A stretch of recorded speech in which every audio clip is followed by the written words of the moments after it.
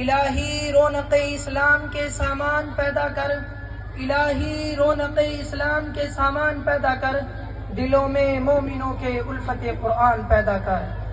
اس programme میں میرا موضوع دنیا کی سب سے پاکیزہ اور مقدس کتاب قرآن پاک ہے۔ ہمیں چڑھتے سورج کی طرح یقین ہے کہ اس کا ایک ایک حرف سچا اور صادق ہے۔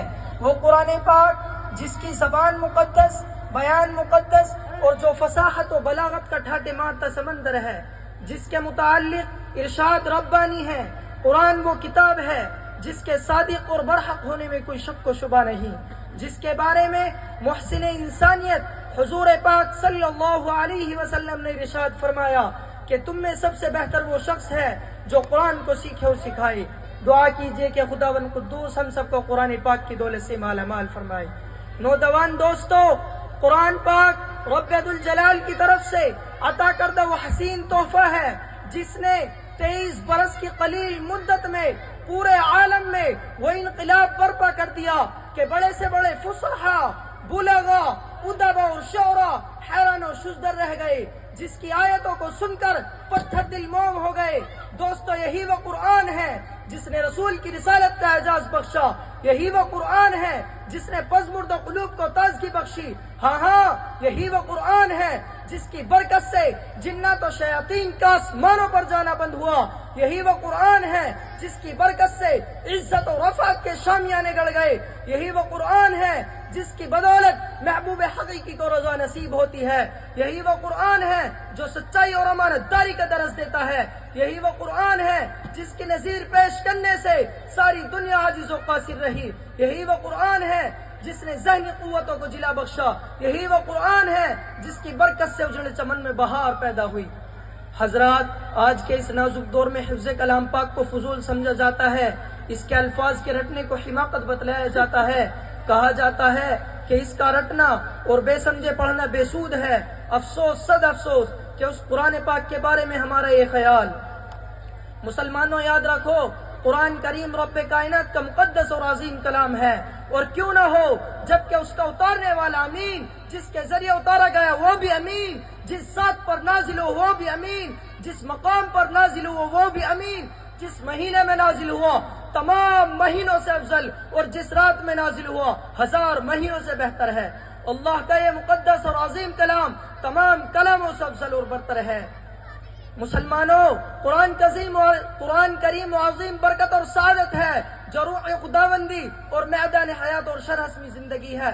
وہ عرب قوم جو پشت سے مردہ چلی آ رہی تھی، دنیا جس کو ذلیل و حقیر جانتی تھی، کوئی ان کو اونٹ کی مینگنیوں میں کھیلنے والا سمجھتا، کوئی ان کو جہلائے عرب کا خطاب دیتا، لیکن جب قرآن آیا تو جن کا نام جہلائے عرب تھا صحابہ اکرام ہو گیا، جن کو لوگ نفرت سے یاد کیا کرتے تھے، انہیں رضی اللہ عنہم ورضوان کا اعزاز ملا۔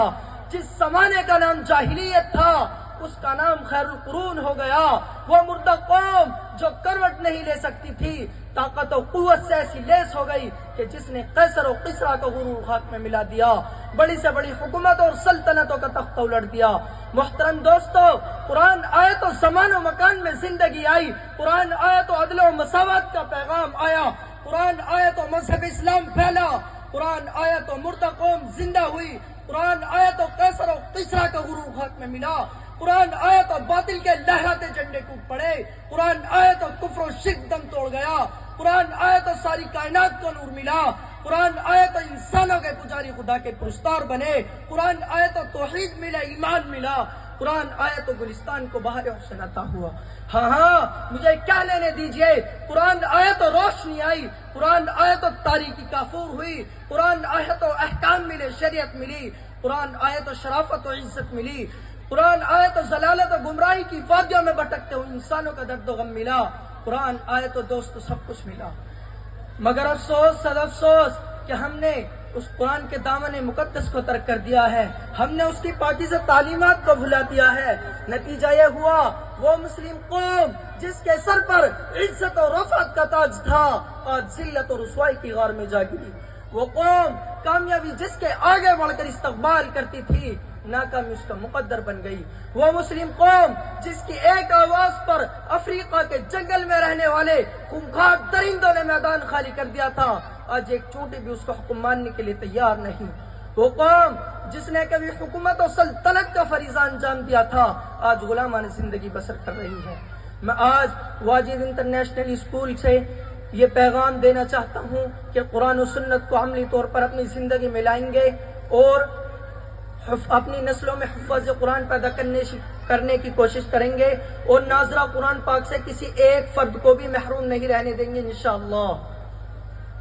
دوستو، اس پیغام سے میرا مقصد اسکول کی مخالفت کرنا ہرگز نہیں ہے، بلکہ ہماری تو کوشش اور جد و جہد یہ ہے کہ ہمارے معاشرے میں اچھے ڈاکٹر ہوں، اچھے انجینئر ہوں اور ہر محکمے میں اعلیٰ افسران موجود ہوں، لیکن صرف تعلیم انگریزی ہونی چاہیے اور تہذیب اسلامی ہونی چاہیے۔ تم شوق سے کالج میں پڑھو اور پارک میں پھولو، جائز ہے جہازوں میں اڑو اور چرخ پر جھولو، صرف بندہ سخن عاجز کی رہے یاد، اللہ اور اپنی حقیقت کو نہ بھولو۔ السلام علیکم ورحمۃ اللہ وبرکاتہ، وما علینا الا البلاغ۔